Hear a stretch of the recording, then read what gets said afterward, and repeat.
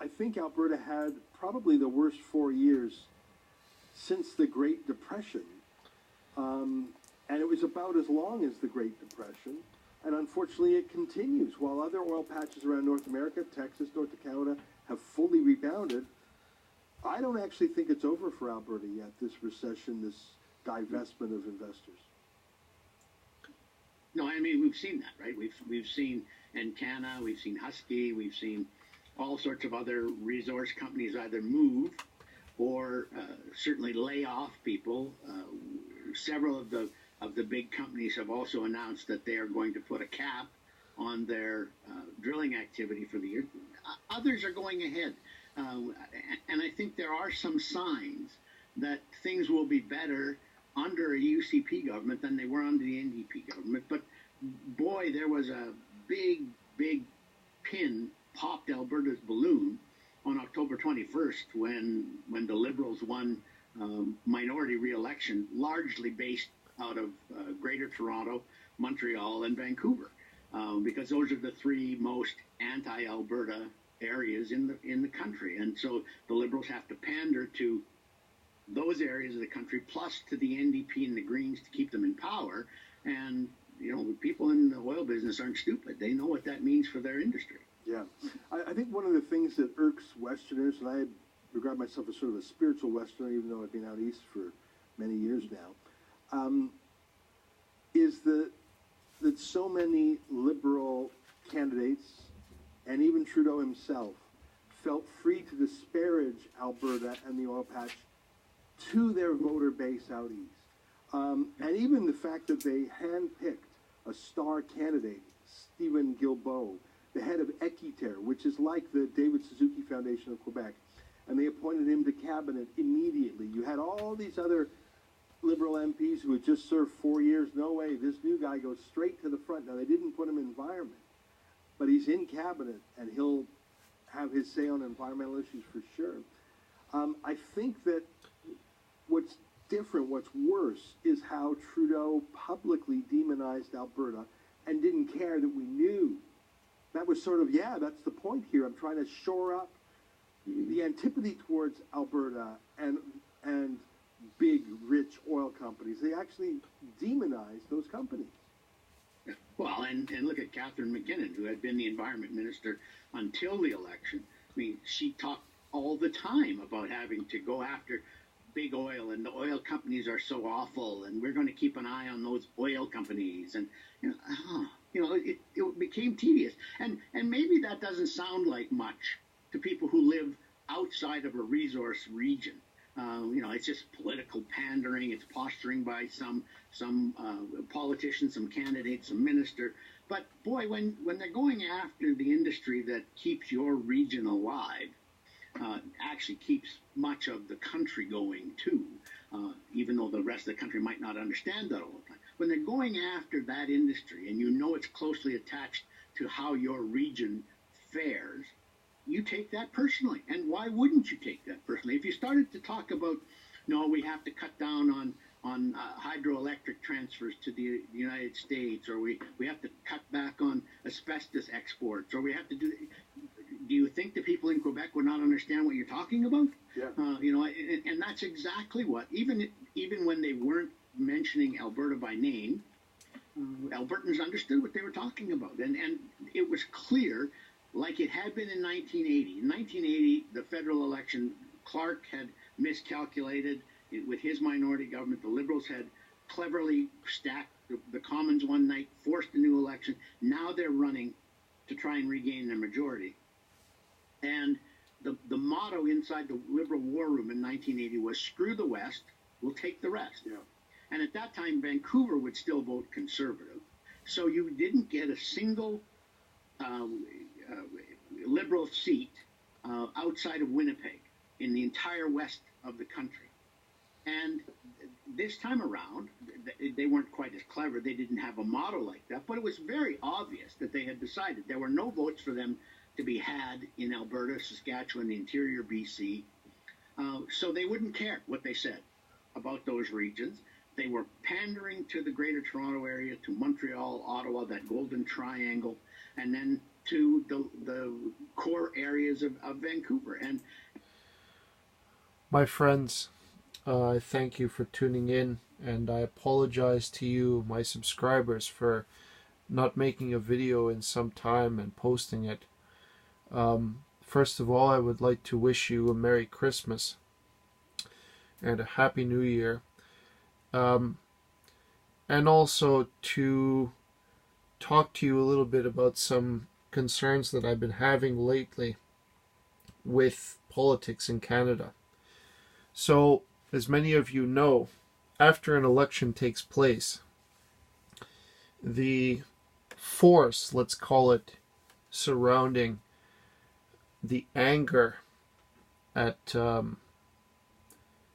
or even the need for change, that force seems to dissipate a bit since the election is already held and over with. So I come to you today with a question. Essentially, what do you think about the momentum of Wexit right now? Do you still think Wexit is the right answer for the country, pardon me, for the province of Alberta? Do you think that you can take another 4 years of Justin Trudeau? Because in my chair here, I suspect that he will not be defeated despite running a minority government. I do believe that he will endure for another 4 years. And the reason is Andrew Scheer's incompetence during the election and as a leader, failing again to take advantage of the storm, to take advantage of all the opportunities where Trudeau himself made so many scandals, so many crimes, and failed to deliver to the people the importance of propagating that knowledge and insisting upon its importance, its relevance. See,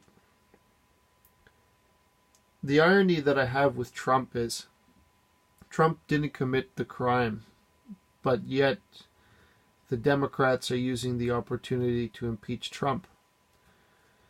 Trudeau committed the crimes many times. He's guilty of racist crimes. He's guilty of crimes of obstruction of justice, of influencing the judiciary system illegally, using the judiciary system to protect his buddies who are guilty of crimes against Canadian people, and essentially selling us out to the rest of the world, damaging our reputation, etc., etc. Easily, in my opinion, Justin Trudeau will go down as the worst prime minister, the most irresponsible prime minister in our nation's history. Somebody unworthy for the role. But in spite of all this, Scheer failed to convince voters that he was the answer to what we're looking for. And then we find that afterwards he had spent something like $700,000 from the Conservative Party treasury, let's say, to send his children to a private school. So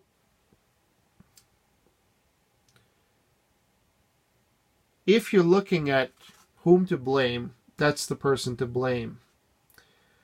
Trudeau himself wouldn't have so much influence, so much power now if Scheer hadn't been so incompetent as a leader. Now back to Wexit.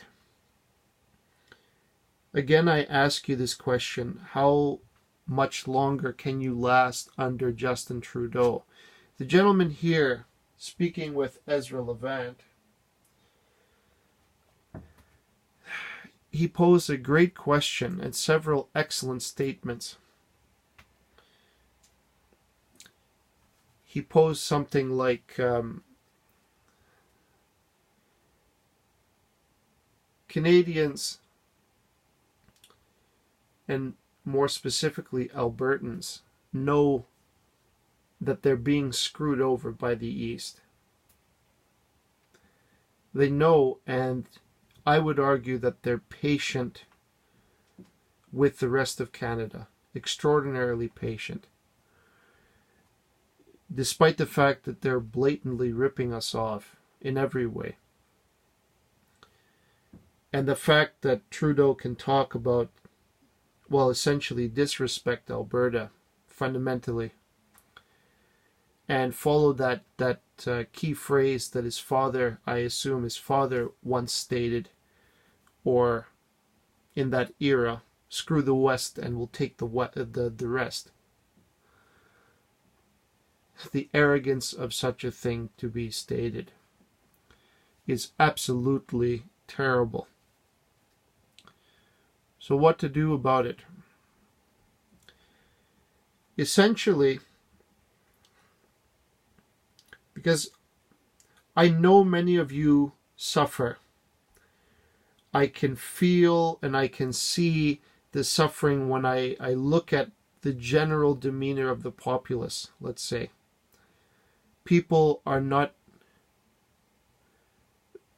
you can see they're not prospering because you can see in, say, something as simple as going to the mall or companies downtown or essentially anywhere in the city of Calgary, you could say, not keeping open their doors for business, shutting down their industry, shutting down here, shutting down there. Fewer people have money.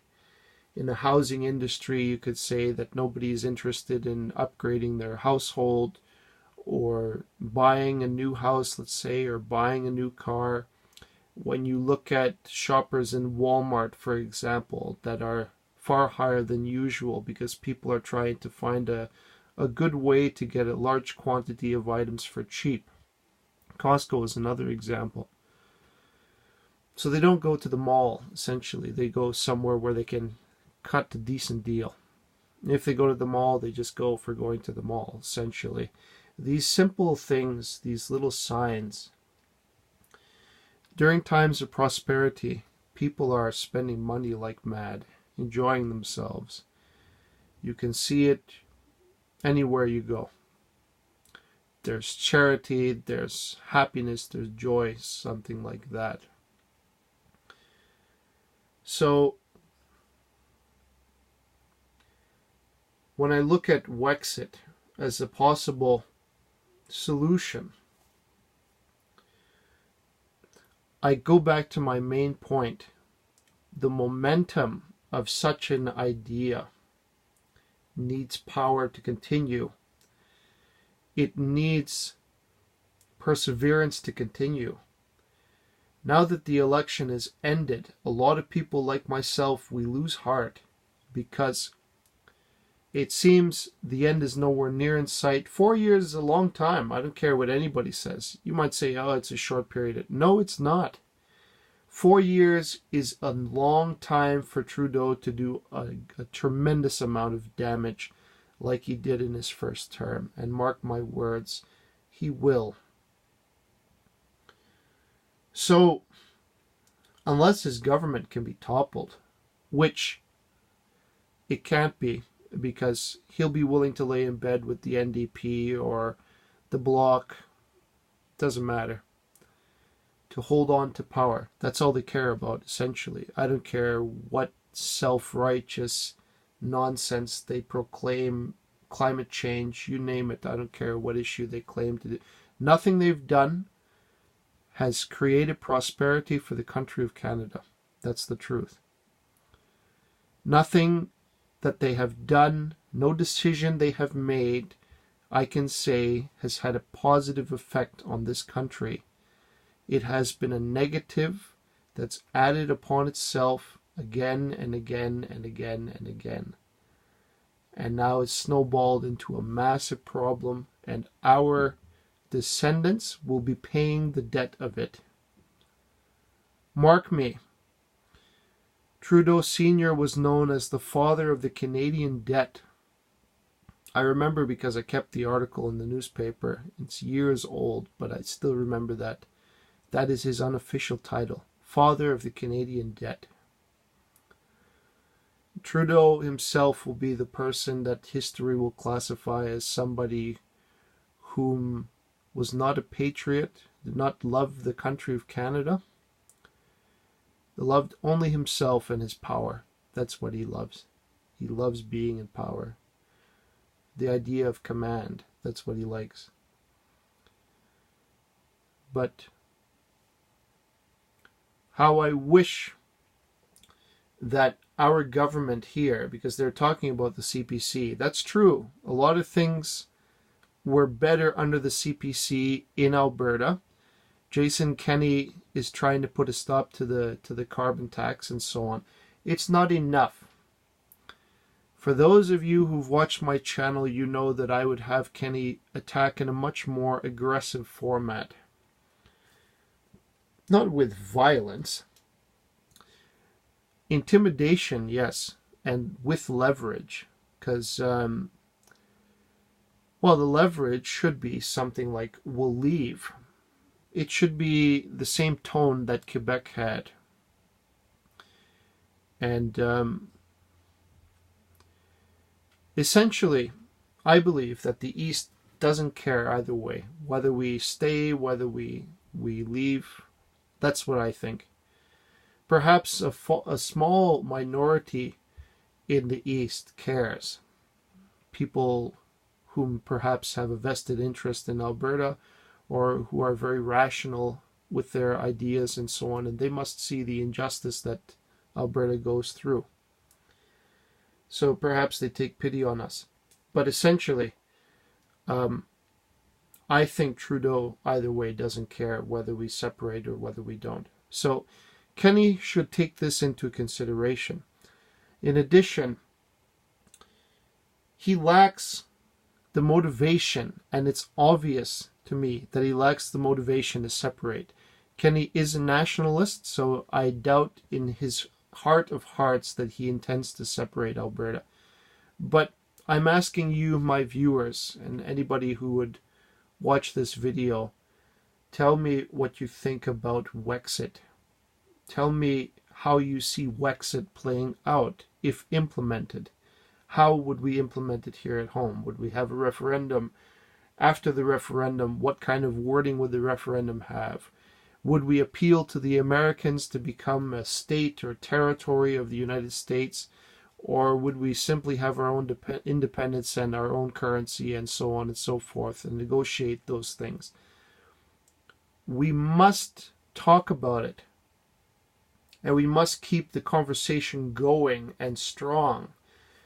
What my opinion of Wexit is that there are some people up at the top that are trying to grab power and using your sympathy toward Wexit to try to achieve their own ends. I talked about a gentleman on the previous video who wasn't even interested in having an election about the leadership of such a party, but rather self-appointed and so on, that he was the leader and there's nobody else.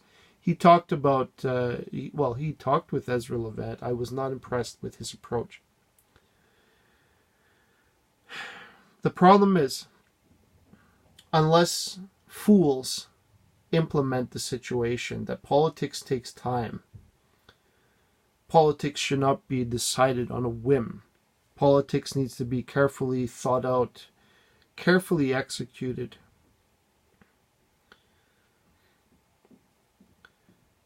It's not a game. Politics really does dictate our lives to us. That's what I learned under Trudeau. That a country, under the prosperity of Stephen Harper, because we did, I don't care what anybody said, we prospered under Stephen Harper. The Americans were in a recession, and we were okay. We were getting by, and we're actually running a surplus before his government was defeated. Now we're in the reverse situation. Trump is on the throne in the US, and America is prospering. And Canada is in recession under Trudeau. So you can say it is a self-manufactured recession. There's no reason for Canada to be in this position in the first place, yet we are. So I ask you, my viewers, please take this into consideration. Wexit should be gaining more and more popularity in Alberta, in my opinion. What requires a great deal of refinement, and absolutely it cannot be a taboo subject. It requires discussion. One thing about Maxime Bernier we'll take away from it is that they shut him down in dialogue immediately, or they try to. So that can't happen here. That dialogue has to be continuous and updated and debated as much as possible. But I myself see no other way, because I myself feel the despair of those Canadian people whom, if they stay, there's no future for them here in this country.